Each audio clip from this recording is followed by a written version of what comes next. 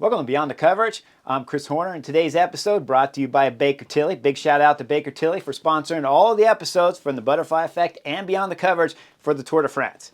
Now, in today's episode, we covered Viz Melissa bike yesterday. I want to cover UAE team Emirates for the Tour de France. First off, tip of the hats, Tadej Pogacar. You won 4 Tours de France. You have been magnificent. You are Eddie Merckx. There is no doubt about that. You can stop racing at this moment. I will never sell you short. That is the biggest positive I could ever give any rider, is to say you are Eddie Merckx. No one can give you something better than to say that. But up here on Beyond the Coverage, I'm a coaching channel. Beyond the Coverage, Butterfly Effect, coaching channel first, storytelling, analyzing races. I use recaps of races to give coaching, to analyze the races, to tell stories, and to show you guys how the race evolved. I do not do recaps. That is a big mistake. So sometimes I see some comments where people go, Chris, you're too negative. I do not do recaps. If you want recaps, Peacock does a fantastic job. No matter who wins the stage, they'll tell you he was the strongest rider in the race. I will never tell you that whoever won the race was the strongest rider in the race. I will detail how it happened. I will bring you the tactics of how it happened. And the Butterfly Effect is to bring out how the race evolved throughout the whole time. And my advice on how, if you change something in the past, like the Butterfly Effect, it may affect the finish, and that could affect the whole racing in general. That's why we call the Butterfly Effect the Butterfly Effect. But today you're on Beyond the Coverage, which means we are talking about races that have previously happened. So today, with UAE Team Emirates at the 25 Tour de France, what did I think about UAE Team Emirates and how did they race? Pogi, you were something special. Fantastic. Highlights, like I said, that I could not give you enough praise up here on Beyond the Coverage. You were something especially fantastic, and your maturity level has gone way up. The ability to stay calm under pressure and not to panic when riders are going up the road that are no longer important on the general classification, and to let them go and follow the important rider like Jonas Vingegaard that you did in the final week and a half of the Tour de France was magical. Stage 1, we saw Viz Melissa bike lighting stuff up. We see Tadej Pogacar up in that front split. That happened with about 20 kilometers ago. And he had an amazing Tim Wellens. That's important to remember, because Tim Wellens was the one rider for UAE Team Emirates Tadej Pogacar that rode above his belt. He has been riding above his belt and above his pay grade since Dauphiné. He has turned himself into what you would call almost a pure climber. But he started making some mistakes late in the Tour de France from stage 15. You'll say, Chris, he won stage 15. I know he won stage 15, and I did not agree with that tactic at that moment. There's a lot of chaos happening on stage 15. The peloton had been split up. Jonas Vingegaard had been back there on that crash about 10 kilometers into the race. That was held up where the bridge and the roundabout. That caused all kinds of chaos. And you had a lot of guys on the general classification back there chasing, like Lipovitz and Jonas Vingegaard. Tadej Pogacar was up in the main split, and people were still trying to have brakes go up the road. Tim Wellens left, to my disbelief, Tadej in that 15-rider break that had Wout van Aert, Mathieu van der Poel drilling it. My man Victor Campenaerts was up in that front group. And Tim Wellens, later on with that group of 15, he rode something spectacular throughout that stage if you're just trying to win the stage. But what I saw is Tadej Pogacar in the race leader's yellow jersey, that you left him isolated for no reason at that moment. And when you put a rider into a group of quality group of 15 riders, and you're Tim Wellens, you do get the option to say, I'm going to sit on and have the race leader's yellow jersey. You do have that option, but you still are not guaranteed the stage win. And even if you are guaranteed the stage win, you have to ask yourself, was it worth upsetting or risking any kind of percentage of risk to Tadej Pogacar when we're looking at a team like UAE Team Emirates with, I don't know, $50 million budget? That $50 million budget, or possibly quite higher, I would imagine it's even higher than that. But whatever the magical number it is a ton of money. And you're going to risk all that money and add some more percentage of risk to Tadej Pogacar that he could lose the race leader's yellow jersey. And you could say, Chris, it just can't happen. It's Tadej Pogacar. If he was to flatter have a mechanical, just as Jonas Vingegaard's back there and he's driving it and coming onto that group along with Lipovitz and company on the general classification, and Poggi cannot switch bikes immediately, and let's say the cars are who knows where. At that moment when Tim Wellens is going up the road, Tadej Pogačar does not know exactly where his car is. I'm sure on the race radio they could be saying, hey, we're behind the Jonas Vingegaard group, but they could be behind the Lipovets group, or they could even be further back. We don't even know. They might be held up behind guys that are 4 groups back there when Tim Wellens is going up the road, and Tadej Pogačar is left isolated with Jonathan Narvaez as the rider that's just could be somewhat around the picture, right? But we don't even know exactly where Jonathan Narvaez is. So it's a risky moment to go up the road to try to win a stage of the Tour de France with a rider not called Tadej Pogačar. Because if Tadej Pogačar is up there, the odds of you winning are even higher. But the odds of Tim Wellens winning that stage, 1 out of 15, Mathieu van der Poel, Wout van Aert, multiple riders from Albacete de Koenig, multiple riders from Visma Lease bike up there. It's not a good call. Okay, he wins the stage. So it makes me look like I don't know what I'm talking about, but that's not the case because Poggi is left isolated back there at times without a car. So if we back the film up, let's go into stage 2 because I already talked about stage 1. And we look at stage 2 and Mathieu van der Poel wins stage 2. Okay, that was a little thorn there in the side of Tadej Pogačar because he's trying to win his first stage of the 25 Tour de France. No big deal though, because once we go into stage 4, where Tadej Pogačar wins his first stage, we know at this moment that Almeida was something special for UAE Team Emirates on stage 4. He came out of the blue from behind. It was a magical feat there from the Portuguese rider named Almeida. When he got to the front, he drilled it, and he's drilling it is doing what to the competition? If Tadej Pogačar has the best legs in the Tour de France, which at that moment, and even before the Tour de France, we know Tadej Pogačar has, but every time you get into the wind, let's say you have a 10%, a 5%, because they're going up steep climbs there at the finish of that stage 4. But let's say if Tadej Pogačar is tacking at those moments and he doesn't have a teammate in front of him, he's doing what? He has to make the separation between Jonas Vingegaard and all the other favorites on general classification while he's in the wind. That means he's pulling 5%. Maybe 10% more. Okay, it's a steep climb. I would say it's probably closer to 5%, but 5%. So you have to ask yourself before the Tour de France starts, can Jonas Vingegaard follow Tadej Pogačar if he's in the wind? Is he 5%? Is he 3? Is he 4? Is he 5% difference in strength? Or is he 10? If he's 10 and Tadej Pogačar attacks, Jonas can't follow him. But now, let's flip it a little bit and look at Almeida pulling on the front of the peloton, because I'm going to talk about this tactic later in regards to Tim Wellens. So we look at Almeida pulling on the front, and you see Tadej Pogačar back there in second wheel.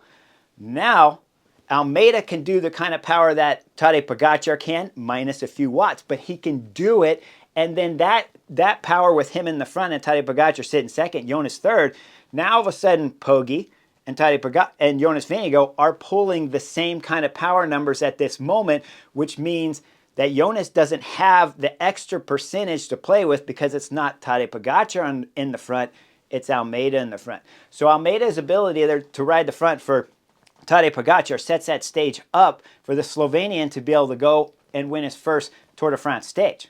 Okay, we start going into the next stages, the individual time trial. This was the only stage realistically where Tadej Pogačar got beat at the Tour de France from the general classification favorites. We see Remco Evenepoel win the stage. He wins it by 16 seconds over Tadej Pogačar and gets himself up to second on the general classification, basically because Jonas Vingegaard dropped on that stage and lost about 1 minute and 10 seconds to Tadej Pogačar. So that was the first big mess calculation from Jonas Vingegaard and his first bad day at the Tour de France. We had not seen a spectacular day, but that was his first bad day. We had seen good days from Jonas, but that was his first bad day. So Tadej Pogačar, of course, gets himself in the race leader's yellow jersey.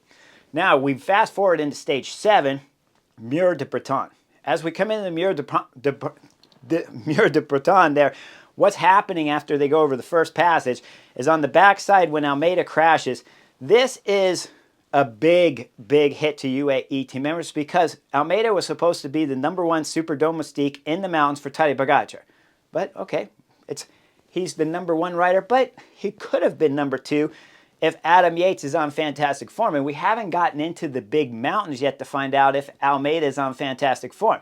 But we know, that Adam Yates is on fantastic form, but we know Almeida already is because we saw that stage victory win from Tadej Pogacar where Almeida lit it up. So when Almeida crashes, that's a big mishap. Now we come into the final there of Mur de Bretagne, and we see it's Tim Wellens. It's Tim Wellens again. That's saving the day for Tadej Pogacar. Throughout the first stage 1 and all the other technical sections of the first week of racing up into stage 7, Tim Wellens had always been the rider that's by the side there of Tadej Pogacar. Oftentimes Jonathan Narvaez. They're the two classic specialists there for UAE team members. So Mur de Huy starts proper. We see Tim Wellens driving it for Tadej Pogacar. And then what happens, he blows a little bit early. Too early, and not with enough power that Tadej Pogacar could be explosive enough to open up the gap so far from the finish. So Tadej Pogacar backs off the throttle. Remco Evenepoel opens up the gap on that stage. When he opens up the gap, Remco Evenepoel made the mistake of what? He stayed on the front too long. He stayed on the front, blocking the win for Tadej Pogacar, which is doing what? At the speeds that they're doing on Mur de Huy, and I've done it, it's magical speeds up there. They are going 30 and 40 kilometers an hour at different points and times on the Mur de Huy. So at that point in time, when we see Remco Evenepoel going, there's a good draft behind him, which means Pogge saving energy. Jonas Vingegaard goes on the wheel of Tadej Pogacar. So it's helping Pogge, and it's wearing out the legs of Remco Evenepoel. We see Remco Evenepoel wise up. We see Jonathan Narvaez come back from the back of that front group of GC favorites, and he's setting some pace for Tadej Pogacar. But he's not setting the pace hard enough to do what? Hard enough to make it explosive enough for when Pogge attacks to be able to drop Jonas Vingegaard. So when Pogge does attack, Jonas Vingegaard is able to follow the Slovenian to the finish. Yes, the Slovenian wins the stage because he is explosive on the pedals. He's almost a pure sprinter, and especially should be considered a sprinter on a stage like that stage. But Tadej Pogacar wins the second stage. Jonas is hot on his heels. Now, where am I going at? Okay, so let's fast forward after we know that Tadej Pogacar is on fine form. Let's take you into the first mountain stage, stage 12, when they're going up Oudecombe. Okay, when they're going up Oudecombe, we know that Tadej Pogacar has what? He has a magnificent lead out into Oudecombe to make the race so hard that Jonas cannot follow the pace of Tadej Pogacar when he throws in his acceleration. Tadej Pogacar gains 2 minutes and 10 seconds on Jonas Vingegaard. But you have to remember, it was his teammate that lit the race up so difficult while Tadej Pogacar sitting second and Jonas Vingegaard sitting third. So as his teammates lighten it up, they're doing even power in second and third position, wherever they happen to be at that moment. And then Tadej Pogacar throws in acceleration. He wins his first mountain stage of the Tour de France for his third stage and dominating style. And he put time into Jonas Vingegaard. So everything has gone magically well for UAE team members. And if I was being picky, the only thing that hasn't is when Visma Lease bike had been causing chaos. At times, most of the UAE team members guys had been dropped at different moments through the early week of the tour, except for Tadej Pogacar, Tim Wellens, Jonathan Narvaez was there from time to time. Okay, so we go into the next individual time trial. After the first rest day had already finished, we go into stage 13, and we start seeing at this moment that it's an uphill individual time trial. Tadej Pogacar wins the stage. We see Remco Evenepoel has another bad day, and soon the Belgium kid is going to drop out from Soudal Quickstep. But we see Jonas Vingegaard went solid on Paragoud there, and he ended up going second, 36 seconds back from Tadej Pogacar, but Tadej Pogacar wins his fourth stage. Okay, that's stage 13. After stage 13 is when things really start to go wrong. We go back into the first week and a half, and we know Almeida's dropped out. We know Sivakov has been sick. You have 8-rider team to start with. That leaves you 6. Once Tadej Pogacar, that leaves you 5 teammates. In those 5 teammates, Adam Yates has not been up to snuff of what his level normally is. I'm sure he would agree with me. Was he good? He was good, but not where he normally is. Not spectacular. That brings you down to 4. Soler was doing early work. He rode, I believe, at his pay. There's no doubt about that. So we bring Soler out of the picture, where he's not a super domestique in the big mountain stages, but he has done his job. He's earned his pay, and he's done exactly what he's supposed to do. With Soler out, we start looking at Jonathan Narvaez. Jonathan Narvaez was solid, and I think even above what he was supposed to do, and went deeper in the mountains than I thought most days, but not always consistently the same from day to day. But when he was good, he was special. When he was not special, he was still at his pay rate, but that means that Tadej Pogacar could be left without Jonathan Narvaez starting the last climb on the later stages of the Tour de France. Okay, so it brings down to the importance when we start looking at the other riders to know that Tim Wellens cannot be afforded to be able to make mistakes. So we fast forward back into that stage 15 that Tim Wellens won.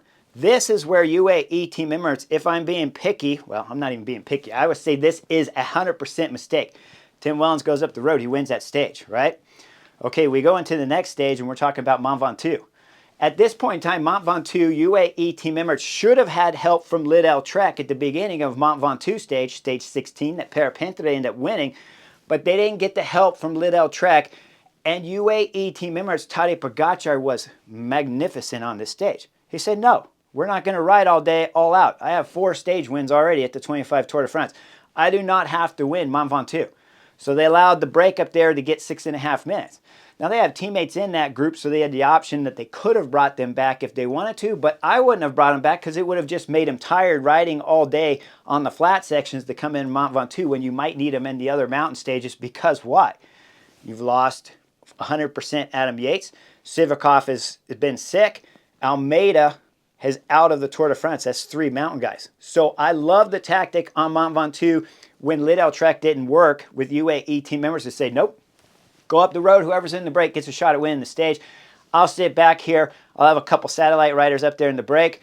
Jonas Vingegaard will have to do something spectacular. And I got to admit, Visma Leasebike on Mont Ventoux did a fantastic job of bridging, leapfrogging to riders after riders like Thies Benoot, then my man Victor Campenaerts. Jonas did everything he could to try to drop Tadej Pogacar. Tadej Pogacar really spectacular race, always following the wheel there, the Visma Leasebike rider, and stayed safe for the general classification. So that was going into stage 16. Now 17 is a sprint stage. Now we go into stage 18. What's happening on stage 18? This was Tim Wellens' mistake number 2. And this one was costly, and this one was ridiculous and should have never been done. Not only was Tim Wellens in the break, but he was driving hard throughout the stage in the wind and in the break multiple times, and then he blew up. He blew up so bad that he didn't even bother looking at the camera when the camera was passing Tim Wellens because he knew he failed Tadej Pogacar and left Tadej Pogacar with another super domestique mountain rider to come down off his team.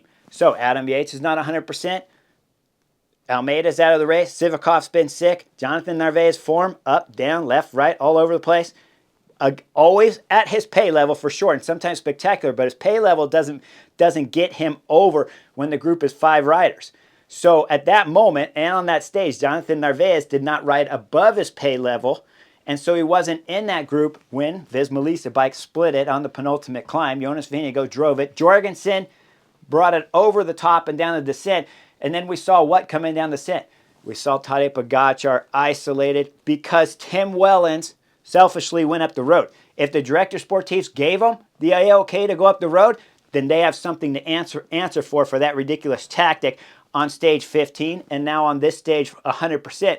Because Poggi comes down in the valley, he has to let Ben O'Connor, he has to let Jorgensen go up the road, and he has to let Rubio go up the road, and then later Lipovets goes up the road, and he has to let the stage victory go away. And on top of that, when they come into the last climb, he doesn't have a super domestique rider to really light it up on the last climb that can put pain and suffering into Jonas Vingegaard's legs and bring back the group up front and grab him time on the general classification. So that was a big no-no stage right there from Tim Wellens. We go into stage 19. It's the short mountain stage that our Ensman won. This stage, Tim Wellens made another mistake. You're like, Chris, Tim Wellens was something amazing on stage 19. He drove up over the first climb and the second climb, which is really one climb, 2 climbs in one. He drove up over that. He drilled it. Primož Roglič could not even gain any time on Tim Wellens. Primož Roglič was up there. Couldn't gain time. Perepintre was up there. Lenny Martinez was up there. 3 riders. Okay, 3 riders. You're right. 3 riders up there. Primož Roglič has been driving it like crazy. Bora Hansgrohe rider selling out. He knows that this is a chance that he has a possibility to win this stage. So he's selling out 100% to try to win this stage. And when he's up there, we start looking back at what's happening, and we see Tim Wellens is driving it. You're like, Chris, Tim Wellens was amazing. No, Tim Wellens was a knucklehead. The director sportif from UAE Team Emirates on stage 19 were a knucklehead. Tadej Pogacar, you too young to be a knucklehead right now at your age, because this is a little bit above 101 tactics right here. But you don't want Tim Wellens, right, going 100%, holding that gap to Primoz Roglic so close. Why don't you want to? Let's say you back the throttle off. Remember, Primoz Roglic is not a threat on the general classification, but Tadej Pogacar wants to win stage 19 because why? Because this is the last mountain stage of the Tour de France, and it's been a little while since the first week and a half of the Tour de France. So Tadej Pogacar's thinking, this is my last chance to win. I want to bring everything back. We're riding the team on the front because why? It's a short stage. Tim Wellens is going to drive on the front. He's going to be fantastic. When we get into the last climb, we're already going to have Primoz Roglic caught. They caught Primoz Roglic at 21, 22 kilometers ago on that last mountain stage, but what did they have to do in order to catch Primoz Roglic so early before the final climb? Tim Wellens had to blow himself up on the first climb, the second climb, going down the descent where they drop Soler going down the descent, and then when they start the final climb, what happens? Tim Wellens is going to blow up. Jonathan Narvaez is not that special. Felix Gall, AG2R, had 5 riders when that climb started, and when Primoz Roglic, who was 5th on the general classification, dropped out, AG2R started drilling it, which is fine. For Tadej Pogacar, that's fine, they're drilling it. But the problem, what Tadej Pogacar needs is not for someone to go kind of fast up the climb. He needs a teammate that can go real fast up the climb, explosively fast up the climb.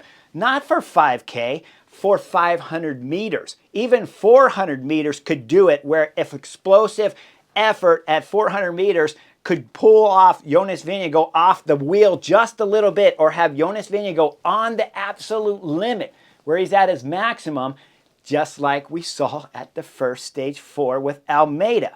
When Almeida drilled it and put everyone at their maximum, except for Tadej Pogacar, because he has 1, 2, 3, 4, 5% more than Jonas Vingegaard. So if he's sitting second on the wheel and you have a rider that can go 400 or 500 meters full gas 100%, Tadej Pogacar can explode off the wheel and accelerate up the climb, and he has the gap immediately on Jonas. Once he has the gap on Jonas, Tadej Pogacar goes into TT mode all the way up that climb and wins that stage. But instead, what happens? Okay, real quickly, Tim Wellens did 100% up the first and second climb, 100% down the descent, dropped Soler, dropped all his teammates, hurt all his teammates, come into the final climb. Adam Yates is blowing up because he hasn't been 100% on form. Jonathan Narvaez has punched above his belt. He's blown up. Tim Wellens had already blown up when the climb started. And you'd say, oh, he rode spectacularly. No, he didn't. Let's take you back to the first and second climb. Let's take you back to the 3 riders that are going up the road. Primoz Roglic, Per Pentre, Lenny Martinez. Lenny Martinez is going to win the stage? I don't think so. Per Pentre already won a stage, Mont Ventoux, right? But he had a 6.5 minute gap and lost a lot of time. Primoz Roglic's form looks like it's getting better, but it hasn't been spectacular at the 25 Tour de France, but it looked better on this last mountain stage. So you wouldn't want to give a 6-minute gap to Primoz Roglic, but let's say you gave them 3 minutes. Let's say you gave them 3.5, maybe 4 minutes. Let's say Tim Wellens backed off the throttle after they caught a good portion of the group up front. And remember, you don't have to catch everyone because you drop down the descent and you start the final climb. Most of these guys are going to get dropped because they're not pure climbers anyways. That group of, say, about 15, 20 riders, whatever it was that Primoz Roglic broke out. So you start the final climb now, and you have Tim Wellens that went easy up over climb 1, climb 2, went solidly hard down the descent, and you start the final climb. You have Primoz Roglic that's going solo up the final climb. He dropped everyone. Let's say they started it with the 3 riders. We know Lenny Martinez has already been dropped going down the descent. We know Per Pentre got dropped going down the descent. So Primoz Roglic, instead of getting caught at 21 kilometers to go, he's getting caught when they start the final climb. It starts at 19 kilometers. Do you think if Tim Wellens can pull back Primoz Roglic all on his own, going Mach speed up over climb 1 and 2, where you thought, wow, he's doing spectacular work? No, he's doing bad work. He catches Primoz Roglic. Let's say he goes easy. Primoz Roglic starts the climb, and he has a 2-minute, 2.5 minute gap. They come into that climb, but the difference is now is that UAE team member is Jonathan Narvaez, who's not a pure climber, but he's an explosive climber, which means what? Adam Yates can ride the front because he didn't suffer going up the first and second climb. Soler wasn't dropped down the descent, so he can ride. He can do some tempo till they get 10 kilometers, 8 kilometers into the climb. Jonathan Narvaez can do an explosive acceleration like we already saw him do at the Tour de France. Remember? Take you back into stage 12, Oticom. Jonathan Narvaez can do an explosive 400 meters instead of AG2R riding a steady few kilometers on the climb. Jonathan Narvaez goes explosive. Jonas Vingegaard's hurting off the back. Tadej Pogacar accelerates, drops Jonas Vingegaard, opens the gap up, but still has Primoz Roglic up the road. You're like, it's still Primoz Roglic is up the road at 2 minutes. So what? Tadej Pogacar bridges up to a Slovenian compatriot up there from Bora Hansgrohe, and they're not friends. As they reaches Primoz Roglic, Roglic is dead and done. He's dead. He's buried. He's on his own. Tadej Pogacar flies right by Primoz Roglic, wins the final mountain stage of the Tour de France. Okay? That's how stage 19 should have played out. So UAE team members were not perfect. Was Tadej Pogacar magical? Yes, he was. Did he highlight and entertain all of us? Yes, he did. Was he perfect? Absolutely not. Like and subscribe. I'll see you guys for another Butterfly Effect, I'm sure, at some point in time, and beyond the coverage at any point in time during this week. So hit the like and subscribe button, and I'll see you guys for the next edition real soon.